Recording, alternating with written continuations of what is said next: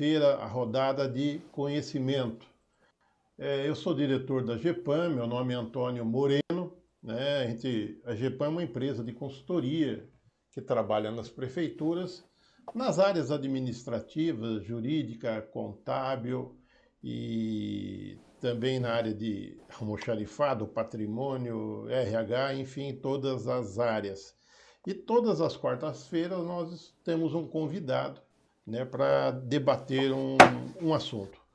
Hoje o nosso convidado é o Dr. João Fernando Lopes de Carvalho e o tema será improbidade administrativa. O Dr. João é advogado especialista em direito administrativo, é professor universitário, autor de obras jurídicas e sócio do escritório especializado em direito eleitoral e administração pública Alberto Rolo Advogados Associados. Dr. João Fernando Lopes Carvalho também é bacharel em Direito pela USP e mestre em Direito do Estado pela PUC de São Paulo. Dr. João Fernando, seja bem-vindo, os seus cumprimentos iniciais. Muito obrigado, Antônio Moreno. Olha, para mim uma grande alegria, uma honra poder participar desse espaço aqui, provido pela GEPAM, que é um instituto de muita respeitabilidade aqui em todo o estado de São Paulo, em todo o Brasil. Então, me sinto honrado por ter sido convidado a participar desse programa, viu? Muito obrigado. Ok. Junto para discutir esse assunto, nós vamos contar com a participação do Dr. José Ricardo Biaso Simon. Dr. José Ricardo, ele é advogado publicista, mestre em Direito Público pela PUC de São Paulo, é advogado atuante na área de Direito Público, com ampla experiência em projetos de desestatização, concessões e PPPs. Tem larga atividade no contencioso nos tribunais de contas e no contencioso civil público, ações de improbidade, ações civis públicas, populares, mandatos de segurança e ações de desapropriação. Também presta consultoria e assessoria a diversas empresas privadas que firmam negócios com o poder público. O Dr. Zé Ricardo Bias é nosso consultor nas defesas dos municípios junto ao Tribunal de Contas. Então, antes da gente iniciar, queria alertar, ou pelo menos convidar vocês aí para clicar no sininho, né, e dê o seu like. Assim você será notificado dos nossos vídeos. Essa live está sendo transmitida e também ficará gravada, mas está sendo transmitida simultaneamente pelo YouTube, pelo Facebook e pelo Instagram. Dr. Zé Ricardo, seja bem-vindo, suas palavras iniciais. Muito boa tarde, Antônio, boa tarde, Dr. João. Mais uma vez, é um prazer participar desse bate-papo com vocês e vai ser um prazer trocar umas ideias com o Dr. João aqui. Eu agradeço muito pelo convite e fico à disposição. Ok. Dr. João, deixar o senhor numa introdução sobre o tema improbidade administrativa. E assim, à medida que as perguntas vão chegando, nós já vamos transmitindo essas perguntas para o senhor. Então fique à vontade aí por 10, 15 minutos de discorrer sobre o tema improbidade administrativa. Tá bom, vamos tentar dar uma visão ampla do que vem a ser a improbidade administrativa, da importância da improbidade administrativa e da relevância que tem tido recentemente para todos os agentes públicos, né? A improbidade é um ilícito que foi introduzido na legislação brasileira em 1992, portanto, daqui a pouco já estaremos completando 30 anos, né? Daqui a pouquinho, é só piscar o olho, já chega, de vigência dessa lei de perseguição dos atos de improbidade administrativa. É um ilícito, não é? É um ilícito de natureza civil, punido na forma da lei da improbidade administrativa, com variadas sanções que causam diversas consequências na vida daqueles que são julgados. Basicamente, o que é improbidade? A improbidade é, a rigor, a imoralidade. A improbidade é, a rigor, a desonestidade praticada no seio da administração pública, em processo administrativo ou em atuação administrativa de qualquer forma. Então, o que se pune, o que se pretende punir por meio da perseguição dos atos de improbidade administrativa é a desonestidade praticada na administração pública. Parece pouco, mas é muito. Há aí uma série de possibilidades, não é, de atuações que podem estar expostas a esse tipo de punição. De maneira geral, o que nós podemos dizer é que a improbidade ela se caracteriza por trazer ilegalidade, não é, uma atuação que vai contra a lei, e uma tipificação subjetiva, no mínimo culpa grave e, mais comumente, dolo. Então, havendo culpa grave em determinadas circunstâncias, ou dolo, no caso de outra espécie de tipificação, nós vamos ter improbidade administrativa. Quando tratarmos apenas de ilegalidade, quando se tratar apenas de uma simples irregularidade, nós tratamos apenas de ilegalidade, não necessariamente de improbidade. Então, a improbidade, diz lá a jurisprudência do Superior Tribunal de Justiça, é a ilegalidade qualificada pelo dolo, qualificada pela culpa grave. Então, com estes contornos é que a gente deve entender improbidade administrativa. É importante dizer isso, viu, Moreno, porque, claro, a gente tem atualmente muitas ações de combate à improbidade em tramitação no Brasil. É importante que nós tenhamos, é necessário que nós tenhamos, não é? Combater a improbidade é combater a corrupção, e todos nós sabemos que o combate à corrupção é uma necessidade premente no nosso país. Todos nós, eu tenho certeza, cidadãos brasileiros, estamos imbuídos desse desejo de extirpar a corrupção dos nossos meios políticos e dos meios administrativos, mas é preciso que esse combate se dê de uma maneira legalmente adequada, porque muitas vezes nós vemos, por exemplo, postulações do Ministério Público, que é o agente por excelência que vai tomar o combate da improbidade, vai propor as ações de perseguição de ato de improbidade administrativa. Muitas vezes a gente vê estas ações propostas, por exemplo, com base em decisões do Tribunal de Contas que entendeu irregular determinado ato ou contrato administrativo. Eu tenho visto muito uma certa tendência de repetição de atuação do Ministério Público de propositura de ação de improbidade administrativa com base em decisão do Tribunal de Contas de mera irregularidade. Eu acho que aí já começa a haver uma extrapolação daquilo que se deve conceituar como improbidade administrativa e uma perseguição em um âmbito que não é próprio da improbidade administrativa. O Tribunal de Contas julga regularidade ou irregularidade de atos administrativos, função importantíssima, não é? Não se há de discutir isso. O Tribunal de Contas tem uma função fundamental para o controle e a fiscalização dos atos da administração pública do Brasil. Mas o que o Tribunal de Contas fiscaliza é a regularidade. Então, quando o Tribunal de Contas imputa irregular um ato administrativo ou um contrato administrativo, o que se tem é só isso. É só esse apontamento de irregularidade.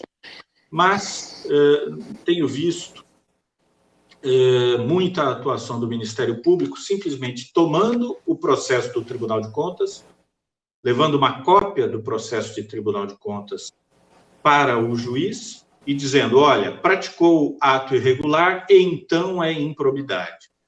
Essa é uma prática que tem que ser combatida, essa confusão entre simples ilegalidade e improbidade. Improbidade não é simples ilegalidade, é a ilegalidade tipificada com dolo ou, no mínimo, culpa grave. Há, basicamente, 3 espécies de improbidade administrativa, conforme previstas na Lei 8.429, que são, primeiro, no artigo 9º dessa lei, os atos de improbidade que acarretam enriquecimento ilícito do agente, ou de quem quer que seja.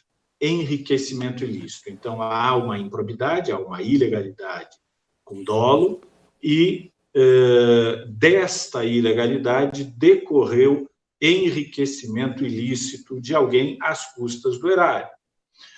O segundo tipo de improbidade está definido no artigo 10º da mesma lei, da Lei de Improbidade Administrativa, que é a improbidade que causa prejuízo ao erário. Então, quando houver ilegalidade e, em decorrência dessa ilegalidade, prejuízo ao erário, nós temos este tipo específico do artigo 10º, que tem como uma das suas punições, digamos assim, uma das suas consequências, a recuperação do prejuízo imposto ao poder público. Nesse caso, não se fala apenas de conduta dolosa para possibilitar a punição do agente, mas também podemos falar de conduta culposa, de culpa grave, para levar à imposição das sanções da improbidade. Finalmente, nós temos o artigo 11 dessa Lei da Improbidade, que traz os atos de improbidade praticados com ofensa aos princípios da administração pública, princípios da moralidade, da legalidade, da impessoalidade, da publicidade, da eficiência. Esses princípios, quando ofendidos, quando maculados na atuação do poder público, também caracterizam a improbidade, mas sempre se houver dolo neste caso. Bom, as sanções aplicadas na improbidade são várias e muito severas, não é? Por exemplo, uma das sanções aplicáveis em decorrência do reconhecimento pelo Poder Judiciário da prática de improbidade é a perda do cargo ou função pública. É uma das sanções, uma sanção terrível para quem é agente público, evidentemente.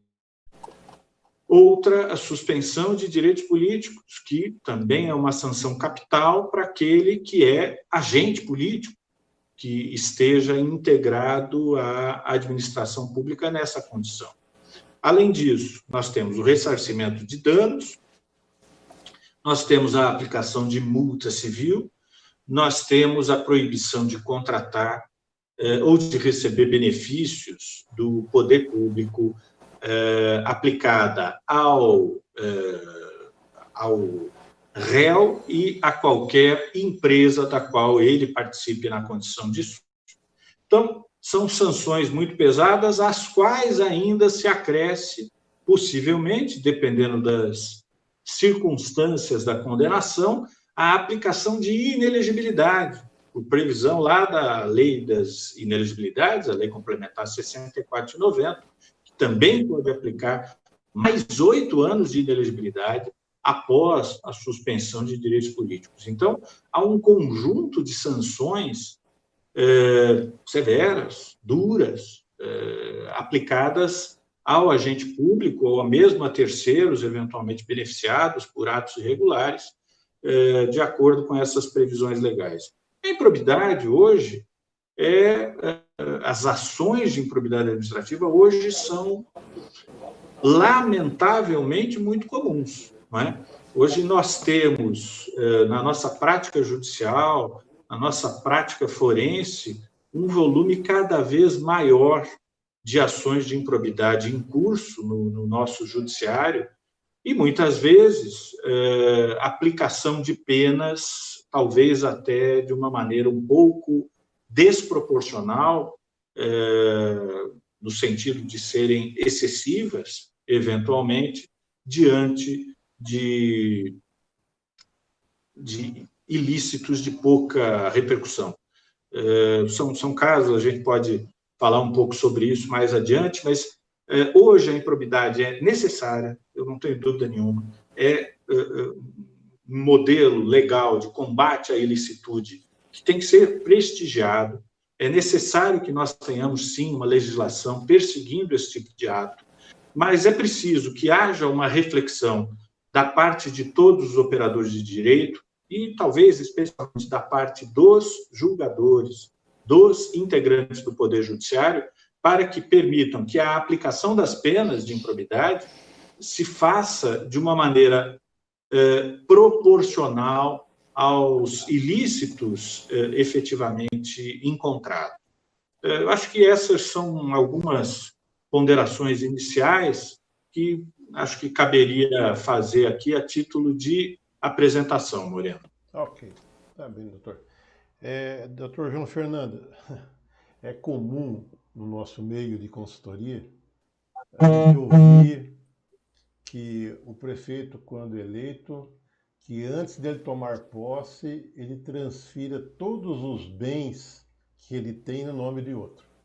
Porque ao final da gestão ele vai estar com os bens bloqueados, né, a pedido do Ministério Público. Então, eu concordo com o senhor, às vezes, de abusos, inclusive na proposição da ação, né? Nessa questão da improbidade, eu queria, o senhor comentou, passou, né, nesse comentário, quais os casos que realmente configuram uma improbidade administrativa? Ela só ocorre com o dolo ou não? Eu acho essa questão do dolo ou não é que fica hoje que é muito confuso. Qual é a opinião do senhor? Bom, só para voltar aí na questão dessa proporcionalidade, você sabe, Moreno, eu agora, recentemente, eu tive um caso aqui de improbidade de um contrato de administração pública, que o contrato em si era de R$4.000, e um agente público foi condenado nesta ação de improbidade a pagar uma multa civil de R$800.000. Então, realmente, há aí uma desproporção, não é? Entre o que seria o ilícito e o que foi a pena imposta a esse ilícito. É uma decisão de primeiro grau, há recurso já apresentado, vai à apreciação do Tribunal de Justiça. Espero que o Tribunal de Justiça demonstre uma compreensão diferente desta situação, porque a mim parece uma coisa completamente desproporcional. E só para pegar uma carona aí nas suas ponderações, Moreno, você sabe, a coisa de 1 ano, 2 anos atrás, não faz 2 anos não, um amigo meu, um amigo de 30 anos de amizade, me convidou para ir almoçar, ele, o filho dele tinha a pretensão de se lançar candidato a prefeito da cidade onde ele mora. Poxa, que coisa boa, com todas as boas intenções, enfim, com vontade de fazer as coisas darem certo, né?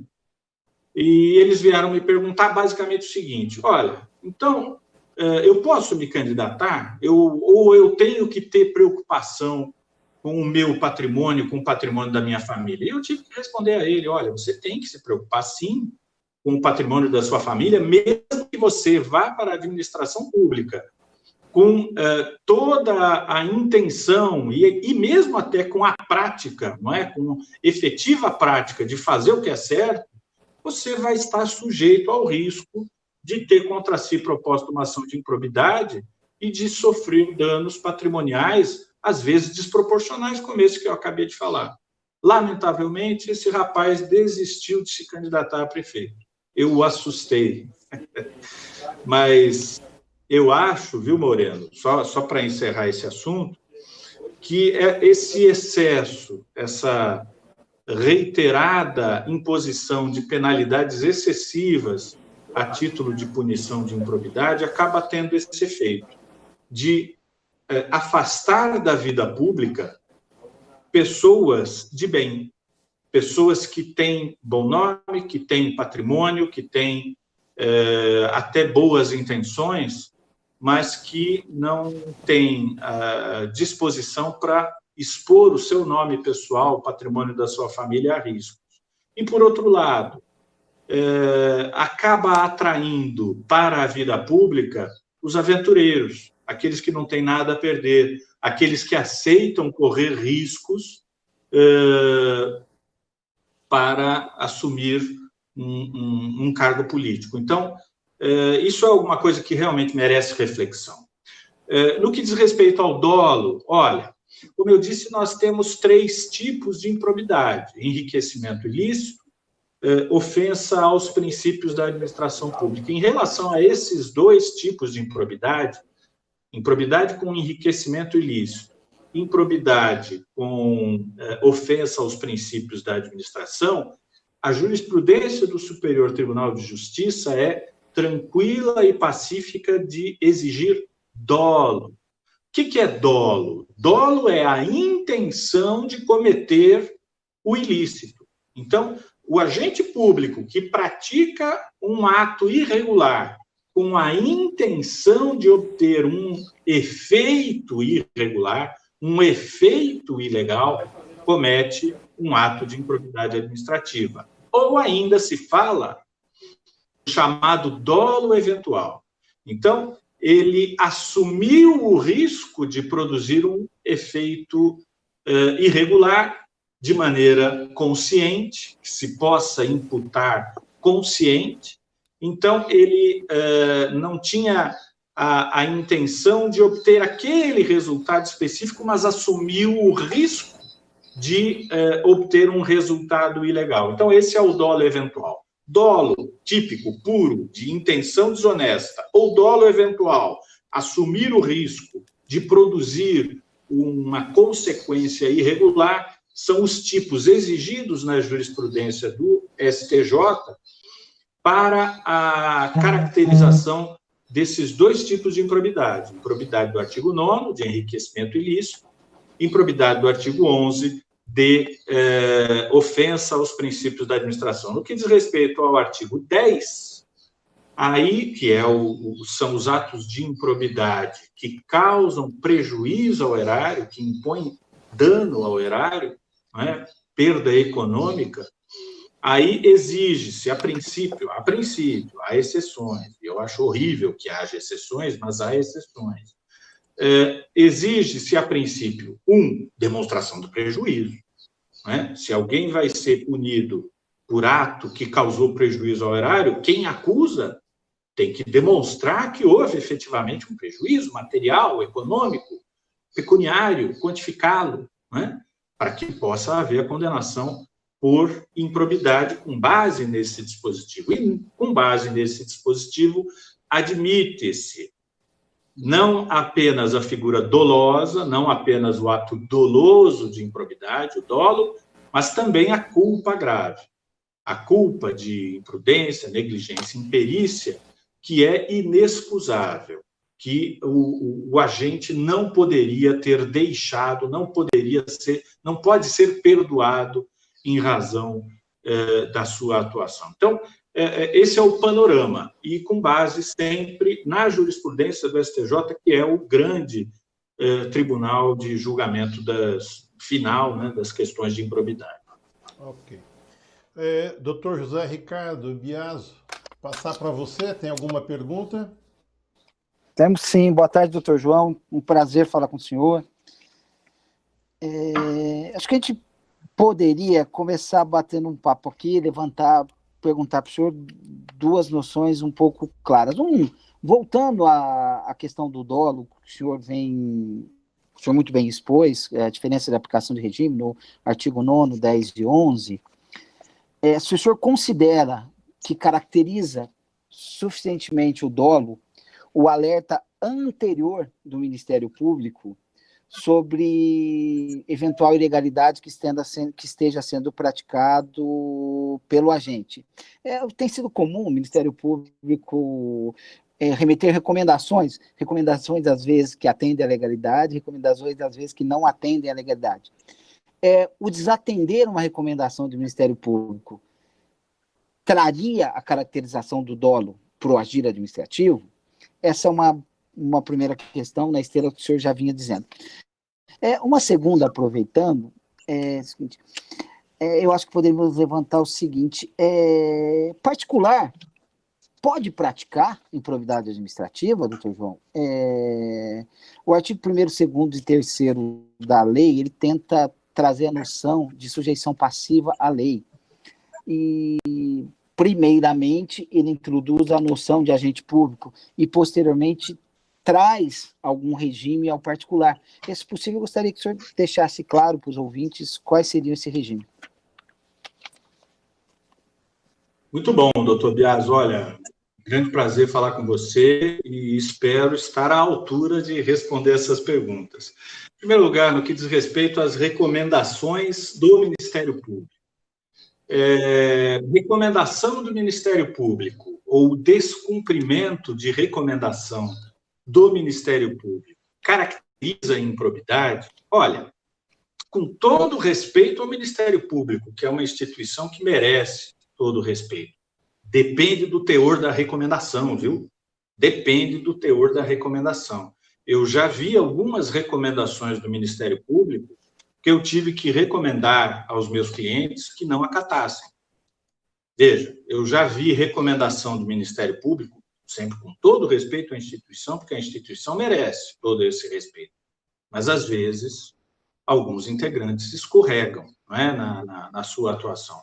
Eu já vi, por exemplo, uma recomendação de Ministério Público endereçada a um presidente de Câmara Municipal dizendo: não coloque em votação determinado projeto de lei que está na pauta da sessão ordinária que vai se realizar nesta data. Desculpe, mas o Ministério Público não tem o direito de ingressar na seara típica de atuação do Poder Legislativo para dizer o que deve ou não deve ser pautado, o que deve ou não deve ser votado. Então, numa recomendação como essa, que é uma recomendação que fere o equilíbrio entre os poderes, eu diria que o descumprimento não pode gerar consequência danosa alguma para o agente público. É claro que as recomendações do Ministério Público partem de uma presunção de atuação ou presunção de avaliação de determinada conduta como ímproba. Mas essas avaliações são avaliações produzidas por quem acusa. Quem acusa, às vezes, tem razão de acusar e, às vezes, não tem. Então, descumprir recomendação do Ministério Público caracteriza a improbidade? Olha, eu não posso generalizar.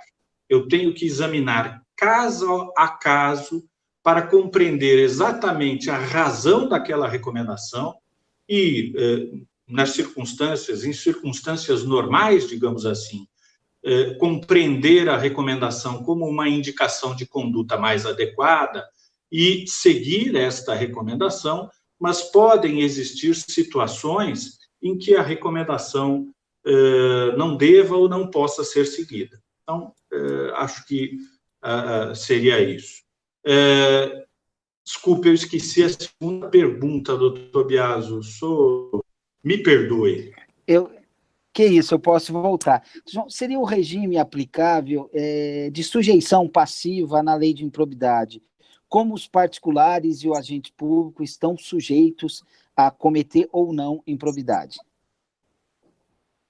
Então, a lei de improbidade pune atos administrativos. Pune atos administrativos, portanto, a princípio, praticados por agentes públicos. E os agentes públicos são definidos na lei de improbidade de uma maneira bastante ampla, bastante, enfim, abrangente, não é? Para atingir todos aqueles que, por qualquer razão, estejam praticando um ato em nome da administração pública. Mas os terceiros também são abrangidos pela lei de improbidade. Em que circunstâncias? Basicamente em duas circunstâncias. Primeiro, e aí é perigoso esse caminho, mas está previsto na lei, na condição de simples beneficiário do ato irregular. Isto significa que um terceiro, uma empresa, por exemplo, contratada pelo poder público, pode sofrer sanções, e sanções severas, como nós já vimos, apenas porque figurou como beneficiária. Isso tem que ser visto com muito cuidado, porque nós podemos atingir e talvez até inviabilizar, não é, a continuidade de operação de uma empresa que, a rigor, não praticou ilícito, que, a rigor, digamos, entrou em um processo licitatório, competiu de acordo com as regras postas pela administração, venceu a competição, foi contratada, prestou serviço sem nenhuma mácula que se lhe pudesse apontar e, de repente, se vê condenada como simples beneficiária de ato de improbidade administrativa. Acho isso muito perigoso, mas está previsto na lei. A segunda possibilidade, aí sim, essa é uma possibilidade em que este terceiro particular, empresa ou mesmo pessoa física, pode ser chamado a responder por improbidade administrativa quando figura na condição de partícipe, de haver contribuído de qualquer forma para a prática do ato irregular, beneficiando-se dele, havendo um conluio, digamos, entre um particular e o agente ímprobo. Aí sim, aí com certeza nós temos uma situação que justifica a imposição de sanções também ao particular e não apenas a agentes públicos. Vamos nos lembrar, cuidando aqui das empresas, não é, das empresas contratadas pelo poder público, que uma das sanções previstas na lei é a sanção de proibição de contratar com o poder público. Ora, para uma empresa que tem, digamos, uma linha de atuação voltada ao atendimento de solicitações do poder público, esta pena é uma pena de morte civil. Essa pena é uma pena capital. Não é? É uma empresa que tem, enfim, expertise na prestação de determinados serviços de consultoria, etc., ao poder público, de repente se vê sofrendo uma punição de proibição de contratar, é a morte civil. Então, é realmente preciso haver muito cuidado com a imposição dessas sanções. Doutor João Fernando, em relação mais a servidor público, a pessoa que está lá no dia a dia trabalhando, um chefe, um encarregado, um diretor, né, um secretário, que ele acaba tendo algum benefício. Um exemplo, olha, ganhou uma passagem aérea para férias, né? Ou, olha, está pago o hotel. Nesse caso, ele é um enriquecimento ilícito, né? Qual é a diferença disso de improbidade para peculato? Essas despesas de férias custeadas por uma empresa. Pois é. O peculato é a apropriação de bens públicos ou particulares para si, né? Eu diria que essa situação talvez se aproxime mais até de uma possibilidade de corrupção passiva, né? De receber alguma vantagem em troca do cargo, etc. Olha, tudo depende de algumas variantes. Primeiro, vantagem. Que vantagem? Qual é o valor da vantagem? Se eu vou, por exemplo, a uma repartição pública e levo uma caixa de bombons para os servidores, isso não é corrupção, isso é um mimo, um agrado, isso é alguma coisa apenas para adoçar as intenções de todos ali. isso não vai representar um perigo à moralidade pública, não é? Mas já tive caso de agente público que mandou devolver bombom, viu?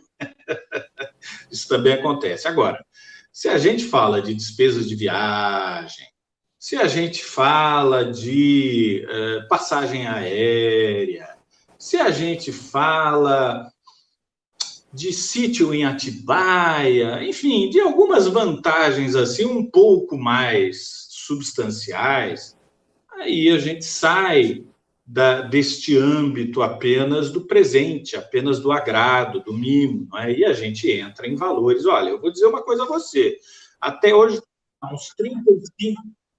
Hã? Uma comissão de 10% do valor do contrato. Aí piorou. Se a gente... Eu estou há uns 35 anos advogando e eu estou querendo ainda encontrar alguém que me dê de presente uma viagem, uma passagem aérea. Ainda não encontrei, não. Honorários a gente tem que brigar para receber, mas passagem aérea e viagem e essas coisas é mais difícil.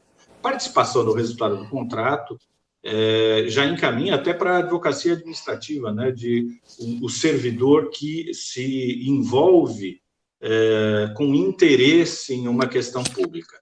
O agente público, mesmo que receba presentes, claro, dependendo do valor dos presentes, etc., é preciso saber se ele recebe esse agrado como, digamos assim, uma propina, ou se ele recebe este agrado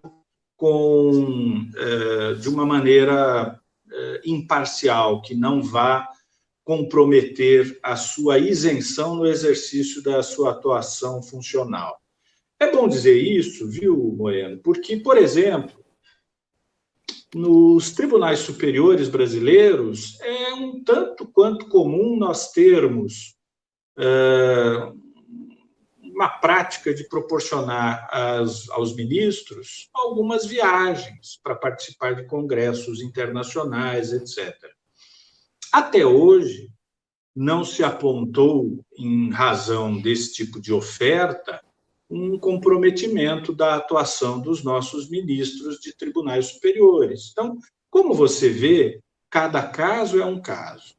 Oferecer uma passagem aérea ou as despesas de férias para um funcionário de menor gradação na administração pública pode significar um ganho realmente extraordinário.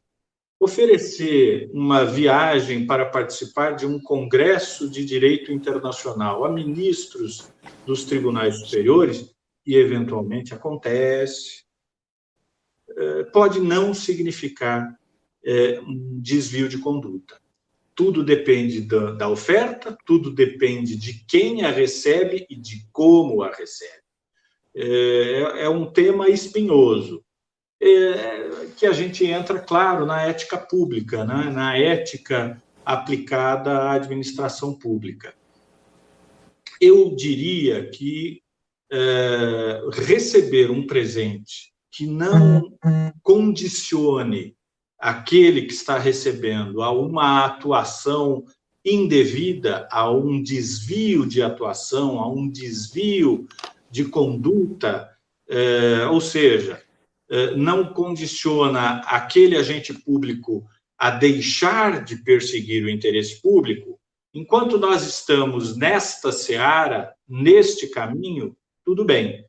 Agora, dependendo do volume dos recursos empregados para o presente, essa situação pode ficar um tanto quanto afastada. Ok. Doutor Biaso? Doutor João, o Antônio tratou com o senhor sobre a questão de recebimento de vantagem devida por servidor. Então, essa questão já me parece complexa, mas tem uma outra que tem me incomodado ainda mais.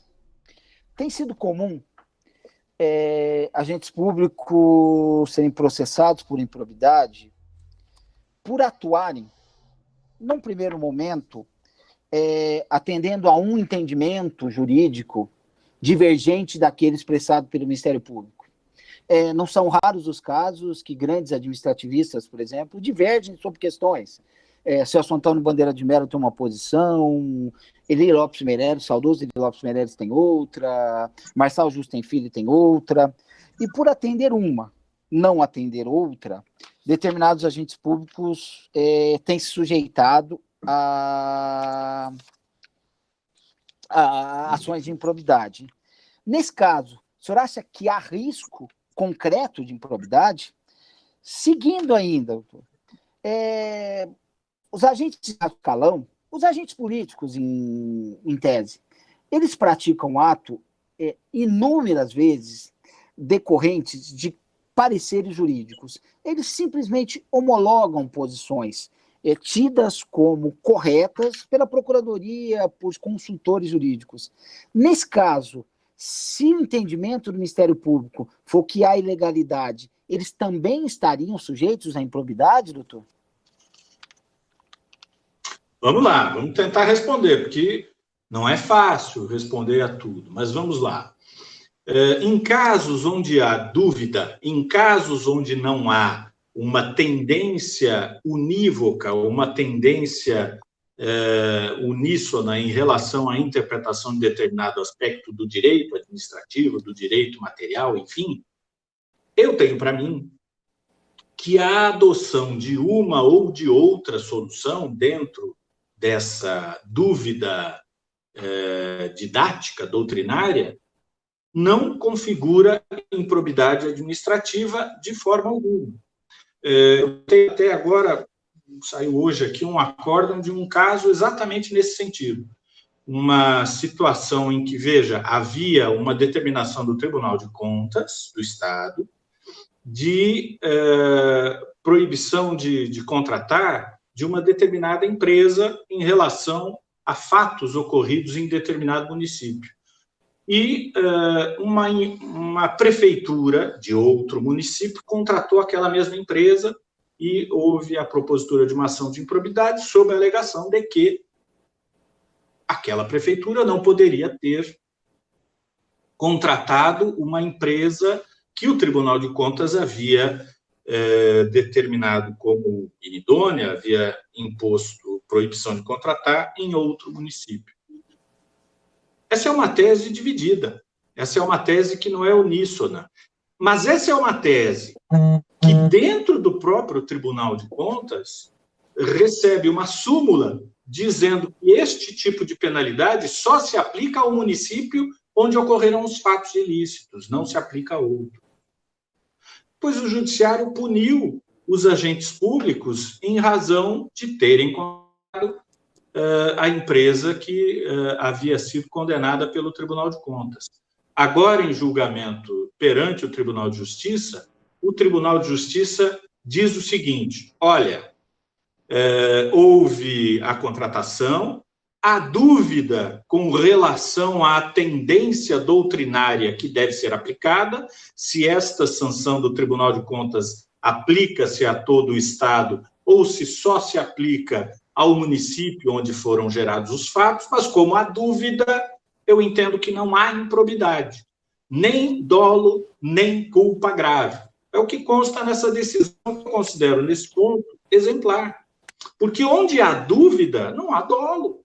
Onde há dúvida, também não pode haver a culpa grave, que é requisito para a configuração do artigo 10. Mas, lamentavelmente, não são todas as decisões judiciais de exame de improbidade que reconhecem essa realidade. É preciso que essa realidade se imponha cada vez mais.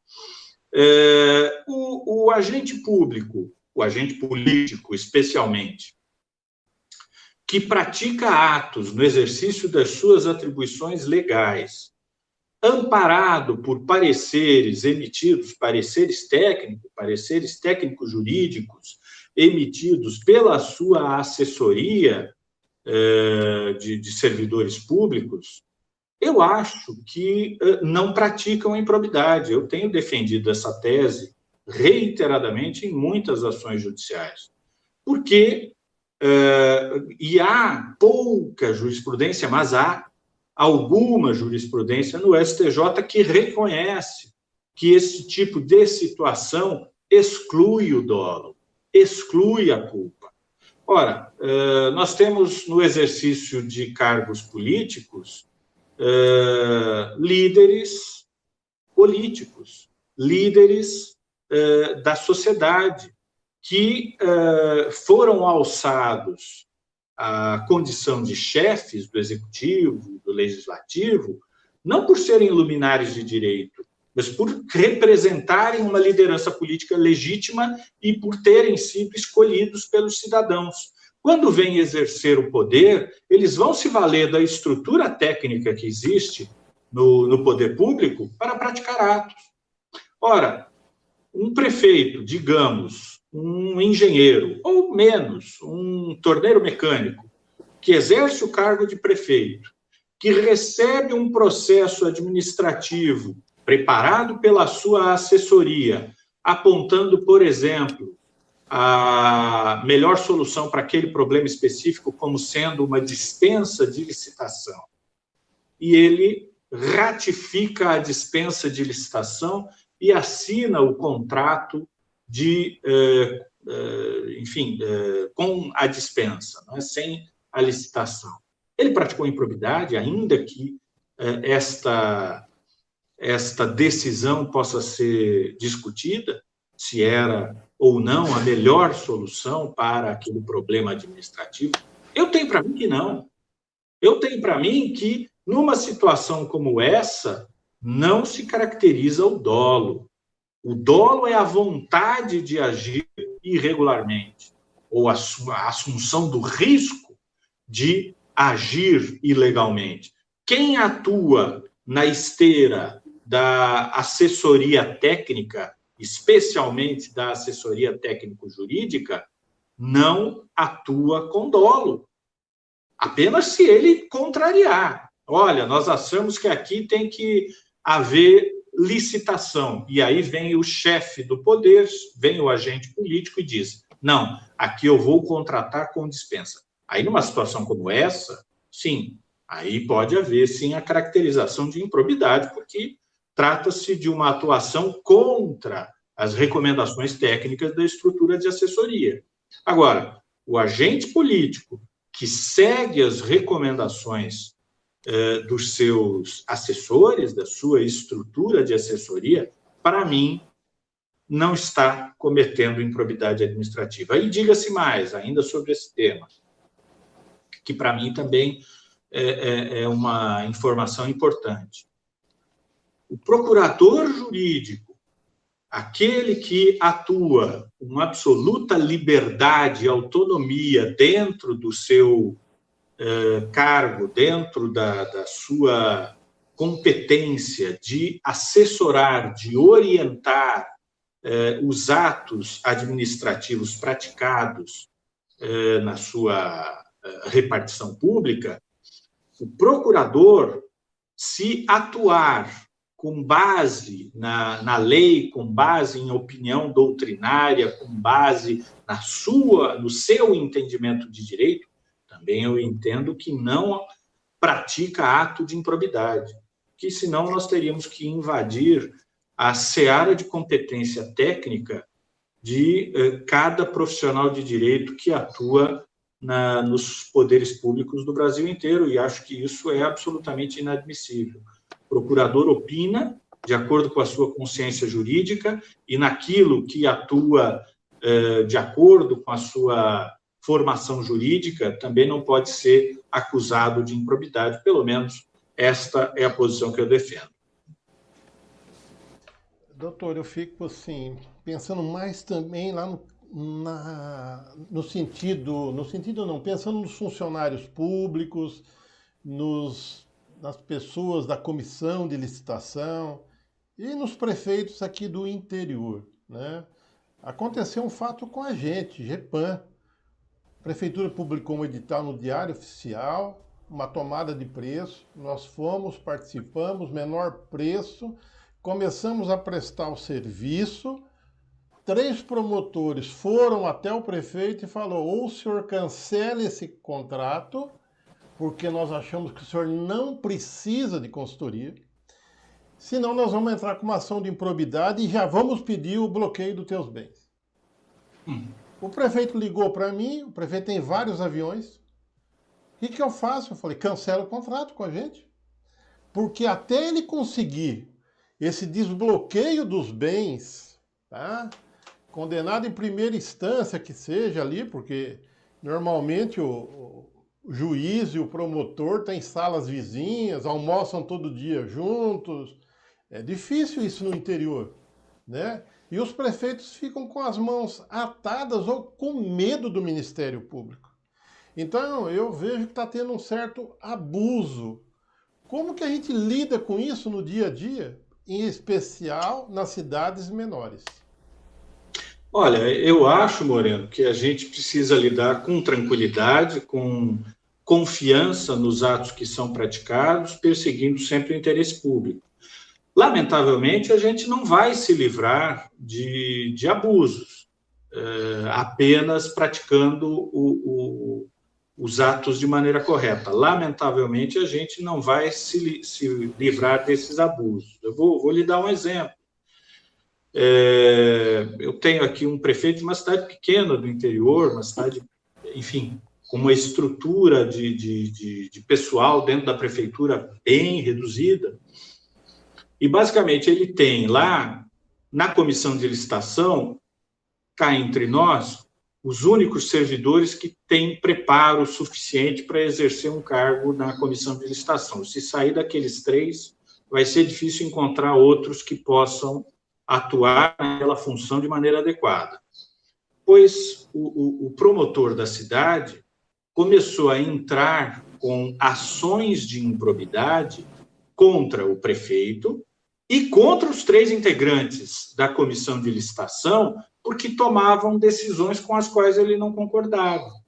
Teve caso, por exemplo, de uma licitação que teve muitos interessados, muitas empresas compareceram, retiraram edital, compareceram ao pregão, mas, no final, apenas uma empresa ofereceu lance. O promotor disse que havia aí um descumprimento dos princípios da licitação, porque só uma empresa deu lance. Olha, eu juntei quilos de doutrina, quilos de jurisprudência, quilos de decisões de Tribunal de Contas, dizendo que o fato de aparecer apenas um interessado na licitação não macula a licitação, desde que tenham sido cumpridas as normas de publicidade, não tenha havido direcionamento ou limitação do universo de competidores, enfim, desde que a licitação tenha sido encaminhada de maneira regular, era o caso, não se apontava nenhum desvio desses. Se houver só uma proposta, a administração não tem razão para rejeitá-la pelo fato de ser apenas uma a empresa proponente, pois eles foram condenados. Houve recurso, é claro, mas eles foram condenados, o prefeito e os 3 da comissão de licitação. Sabe o que aconteceu? No dia seguinte, os 3 servidores da comissão de licitação foram procurar o prefeito e disseram: prefeito, não queremos mais fazer parte da comissão de licitação. Vamos trabalhar nas nossas funções normais. Essa função o senhor dá para outro.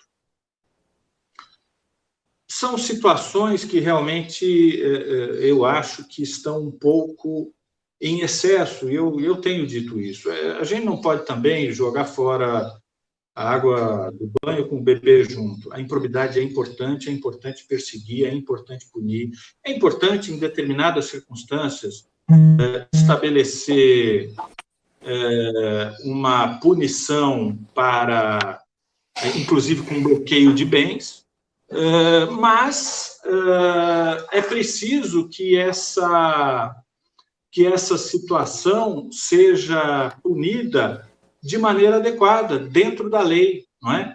Que não haja excessos.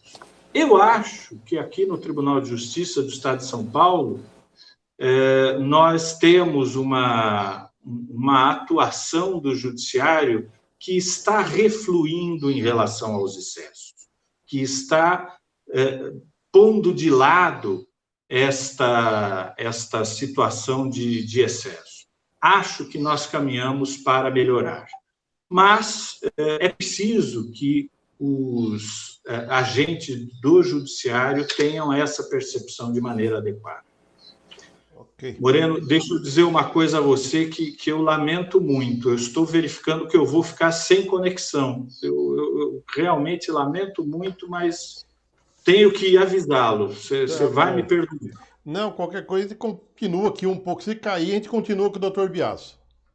Tá bom. Desculpa, viu? Dr. Biaso, tem alguma pergunta agora?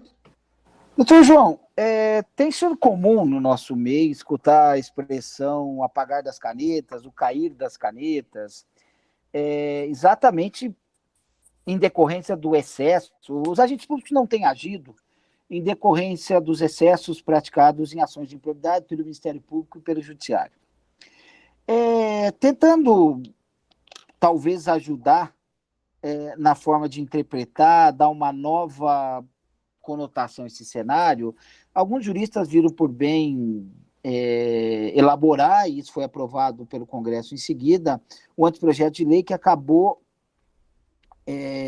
incidindo na edição da Lei 3.655, que são leis que é uma lei que impõe a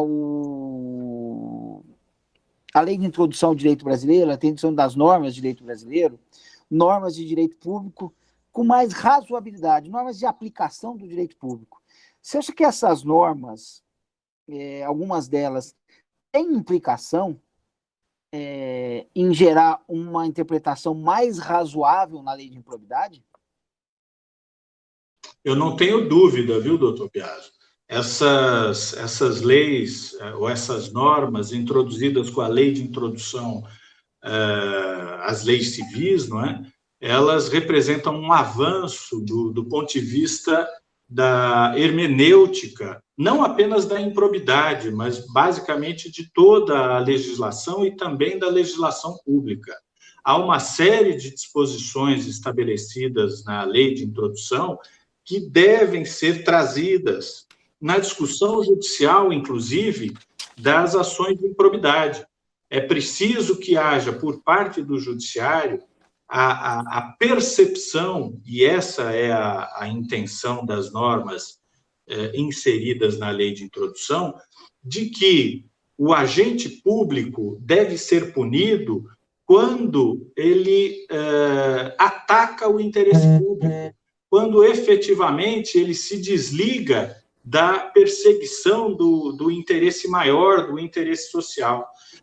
Enquanto ele age para perseguir, visando, por exemplo, praticar um ato em cima de opinião doutrinária abalizada, mas não uníssona, ele não pode ser atacado, ele não pode ser perseguido e não pode ser acusado de prática de improbidade administrativa. A lei de introdução, nesse sentido, traz estas finalidades, não é? Esta finalidade de atendimento de interesse público como uma das suas bases. E é importante, sim, na interpretação que deve ser feita, ou da reinterpretação que deve ser feita, de todo o ordenamento, inclusive da legislação de improbidade. É muito importante, sim. Deixá-lo à vontade e a gente vai continuar batendo um papo, ou o senhor quer mais um tempinho? Dá para ficar mais um tempo ou não? Olha, eu tenho só medo, viu Moreno? E já peço desculpas antecipadamente, porque eu acho que a minha conexão vai cair, mas eu permaneço aqui até quando puder, tá bem? Tá bem, então, tá bom. Doutor, se a lesão ao erário, o senhor até comentou um pouco sobre isso, se a lesão ao erário foi causada mesmo sem que tenha havido intenção do agente em causá-la, no caso de uma imprudência, negligência, imperícia, né? Pode ter a responsabilização desse agente? Pois é. A rigor... pronto, já foi.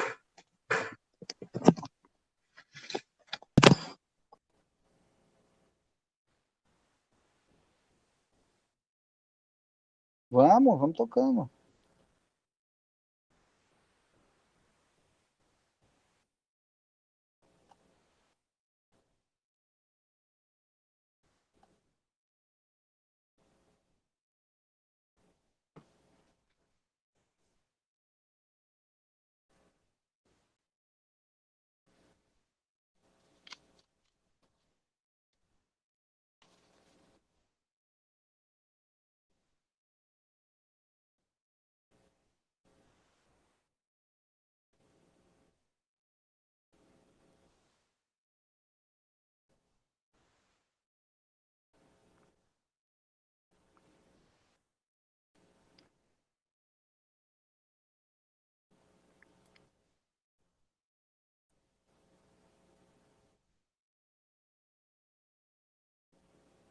logo no começo da gestão, ele colocou os caminhões, as máquinas, os equipamentos, com dinheiro dele, com a máquina dele, combustível dele para trabalhar, e o Ministério Público entrou com ação de improbidade porque o prefeito estava fazendo promoção pessoal, né?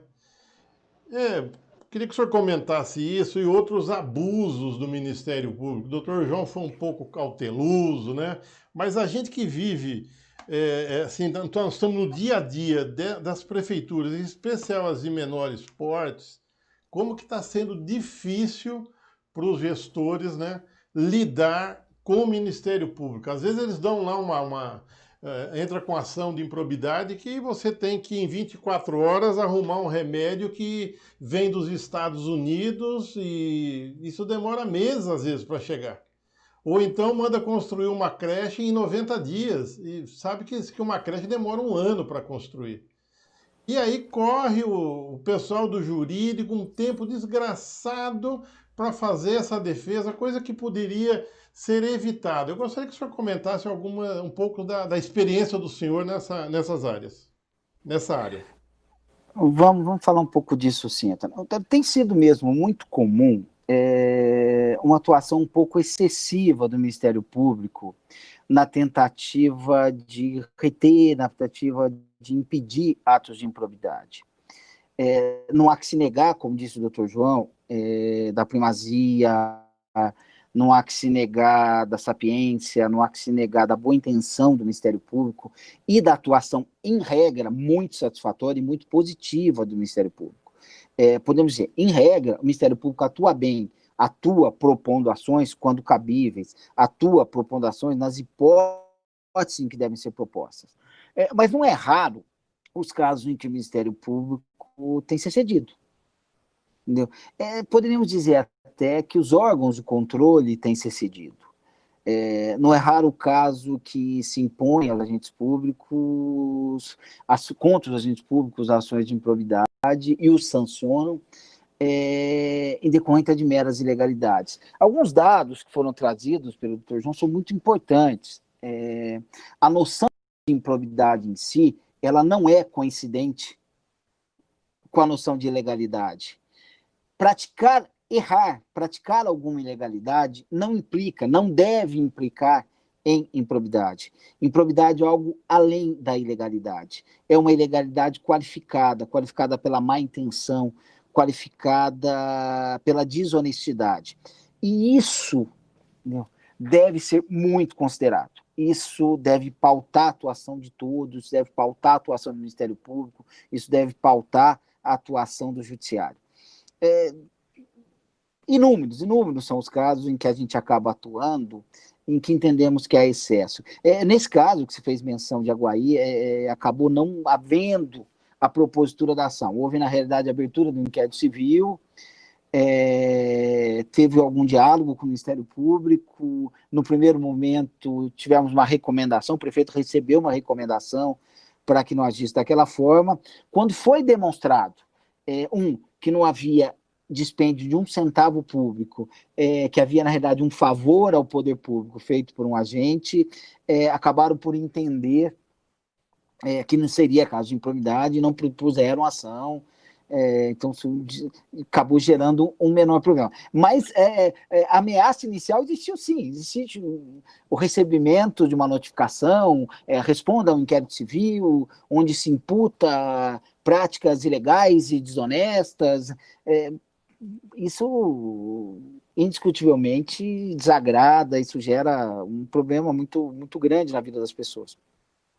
Não é incomum, tá, nós escutarmos em comentários jornalísticos, em matérias de jornal, que as pessoas, que políticos não devem ser votados, que são réus em ações de improbidade. O primeiro ponto a se considerar é o seguinte: quem é réu não necessariamente está condenado. Entendeu? Quem é réu, quem responde a uma ação de improbidade, não necessariamente praticou o ato de improbidade.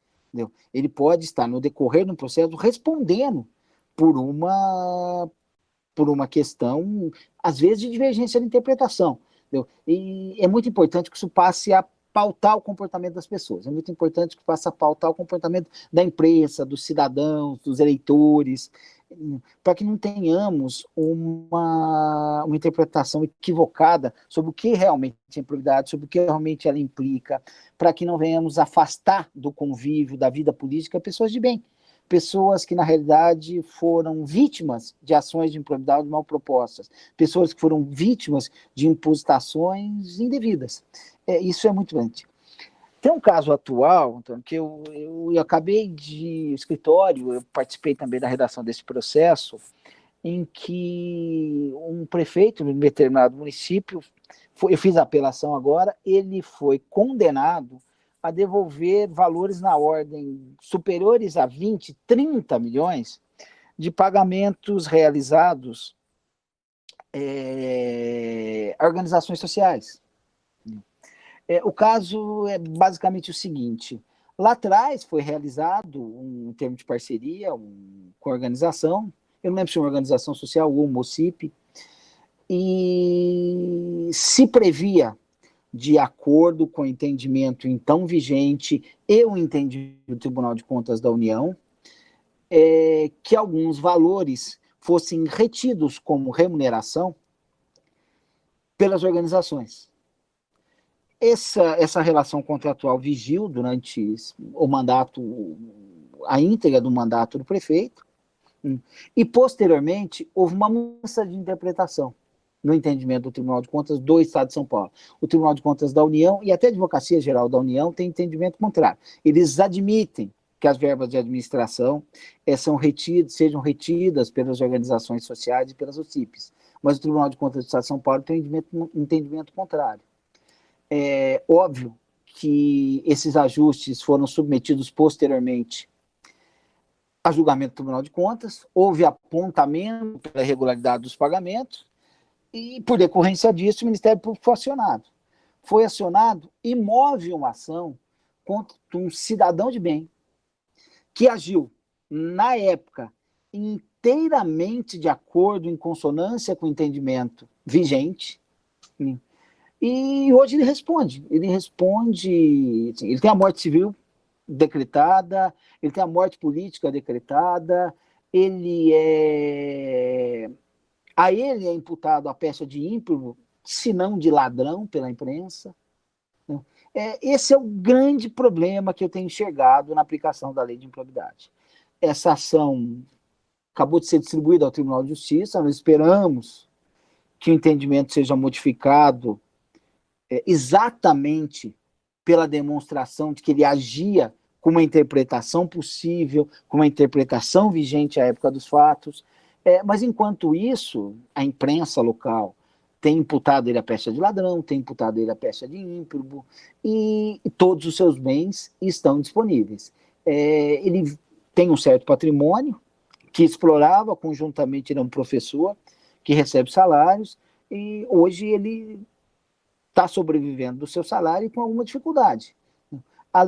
Fora o fato de que, ainda que ele não se encontre inelegível juridicamente, a imprensa e grande parte dos cidadãos estejam a taxá-lo de tal. Está condenado, na verdade está condenado, né, Zé?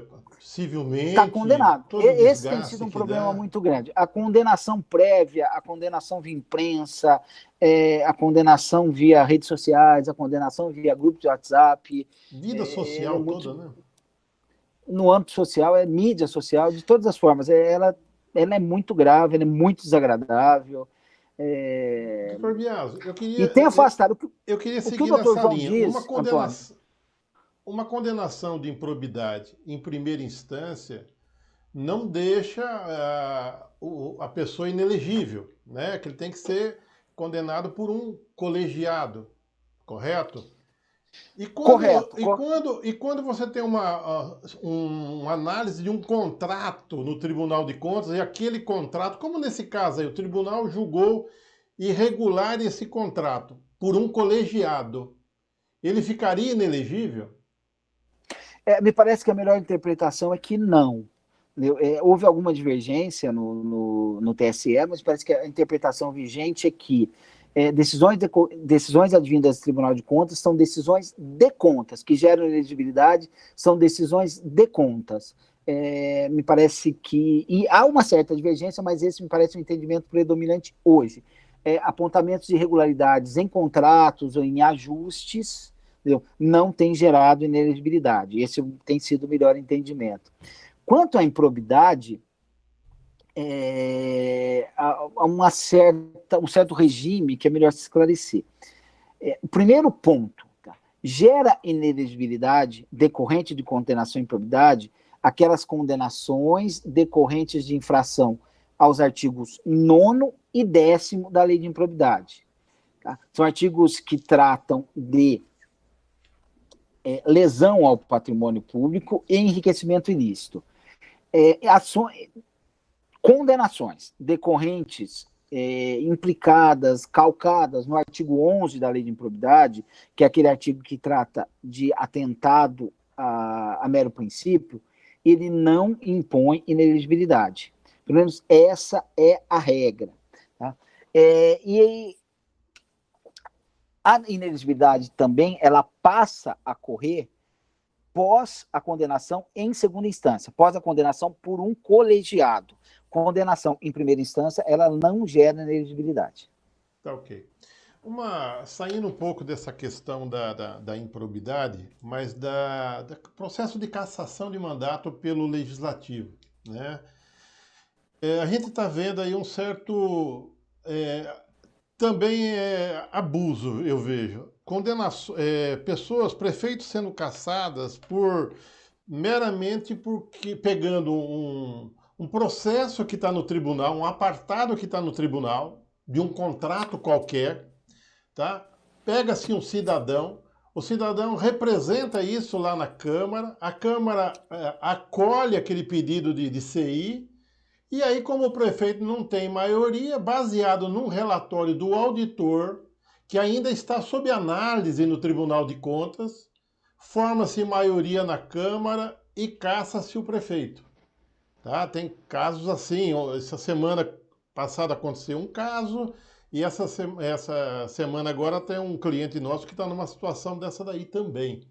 Simplesmente a Câmara entendeu, né, mesmo não aguardou o Tribunal de Contas analisar aquele contrato, ainda o gestor estava fazendo defesas, né? Como o senhor vê essa condenação política pela Câmara Municipal?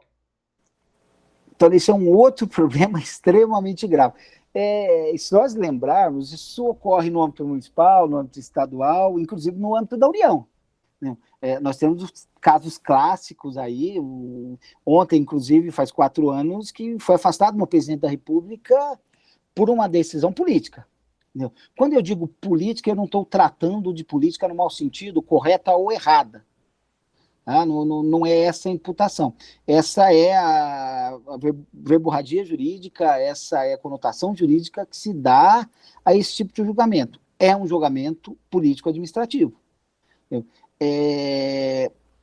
grande questão a ser posta, e que você tem muita razão, é que existe uma interpretação judicial consolidada até mesmo no Supremo Tribunal Federal, estamos frente ao caso da última presidente cassada, de que o judiciário não pode rever o entendimento do legislativo relativo ao mérito da cassação das essa contas. Pergunta seguinte que eu ia fazer. Quer dizer, se foi obedecido todo o rito lá do regimento interno, o Ministério Público não entra no mérito da cassação, só se tiver erro de procedimento. O judiciário não adentra ao mérito da cassação. Se há razão ou não para a cassação, não tem sido verificado pelo judiciário como passivo de intromissão. O judiciário vê que, se intrometesse nessa questão, ele estaria atentando contra o princípio da tripartição dos poderes. O entendimento atual do judiciário é o de que ele só pode adentrar em vícios formais, ele só pode adentrar em vícios de procedimento, ele só pode adentrar em eventuais lesões a direitos do acusado com relação a devido processo legal, a contraditório e ao devido procedimento. Quaisquer outras questões estariam vedadas na atuação do judiciário. Na época da discussão do impeachment da presidente da República, essa questão foi muito debatida por grandes juristas. E a esperança é que haja alguma amenização, algum novo entendimento relativo a isso. Não que o judiciário venha a se substituir ao legislativo, entendeu? Mas que exista uma forma de apuração pelo judiciário do acerto ou desacerto do legislativo, pelo menos de modo a vedar os abusos. Você tem toda a razão. Existem inúmeros casos, eu já defendi inúmeros casos desse, em que há cassações de chefes do executivo e até mesmo de membros do legislativo, de vereadores, de deputados, em que eles são afastados do cargo, têm os cargos cassados, meramente porque são inimigos da maioria. Exatamente. Na realidade, jamais praticaram qualquer ato. Isso tem sido comum, não tem sido. O que se espera é que, primeiro, os juristas venham a rever isso, que o judiciário consiga, pelo menos, verificar uma forma mais adequada de adentrar essas questões, de enfrentar essas questões de forma a vedar abusos. É isso que a gente está esperando. Eu estava vendo ontem sobre o governador Whitson, sem entrar no mérito também. Ele foi afastado por uma decisão monocrática e não tem nem processo ainda. Ele nem está se defendendo ainda. E vai acabar sendo cassado, porque politicamente tem maioria, né? A Câmara, como chama lá, a Assembleia Legislativa, ele tem minoria, então ele vai acabar sendo afastado, cassado, mas foi afastado por uma decisão monocrática. Quer dizer, um deputado, para ser afastado, precisa de ir a plenário, né? E aí um governador sendo afastado das funções dessa maneira. Olha, nós estamos vivendo momentos terríveis, né, no judiciário brasileiro, né? Essa é uma outra questão, Antônio. O caso do governador do Rio, nós temos aí duas vertentes, né? Uma, ele tem um processo de cassação tramitando na Assembleia, um processo de impeachment tramitando na Assembleia, e ele tem também um processo crime tramitando no Superior Tribunal de Justiça, que é o ente do judiciário competente para julgar, e nesse momento o afastamento dele é decorrente de uma decisão monocrática de um ministro do Superior Tribunal de Justiça. Também essa questão nós enfrentamos há poucos tempos atrás, e até o Supremo ele vem oscilando no entendimento. Vamos lembrar do caso em que se afastou o senador Aécio Neves durante algum tempo das funções, posteriormente se reviu esse posicionamento, posteriormente teve uma rediscussão sobre a posição da possibilidade de cautelarmente afastar membros do Legislativo e membros do Executivo de suas funções por decorrência de cautelares do Poder Judiciário. Firmou-se, parece, no âmbito do Supremo Tribunal Federal, a questão quanto ao Legislativo, e agora se espera uma posição mais definitiva do Superior Tribunal de Justiça com relação ao Executivo. Me parece bastante perigoso permitir que, por indícios, por perículo em mora, se afaste do exercício de função um governador de forma cautelar, sem julgamento efetivo de mérito, entendeu? Ainda mais de forma monocrática. Entendeu? Esse governador, tenhamos ou não simpatia com ele, achemos ou não que existe perigo de culpa hoje, a realidade é que ele foi eleito por uma grande maioria e, ao se afastar esse governador, se permitir que um ministro se afaste desse governador com uma mera decisão cautelar monocrática, permitir que um voto monocrático e cautelar tenha mais valor, entendeu, do que um pleito popular. Esse me parece o grande perigo.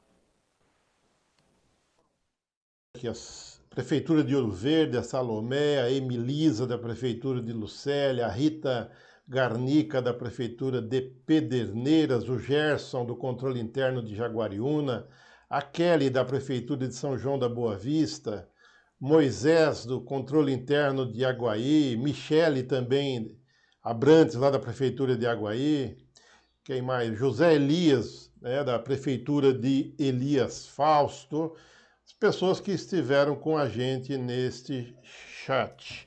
Pessoal, eu queria só comunicar que na próxima semana, na quarta-feira, né, no dia 9 de setembro, nós vamos estar na live com o Paulo Henrique Feijó.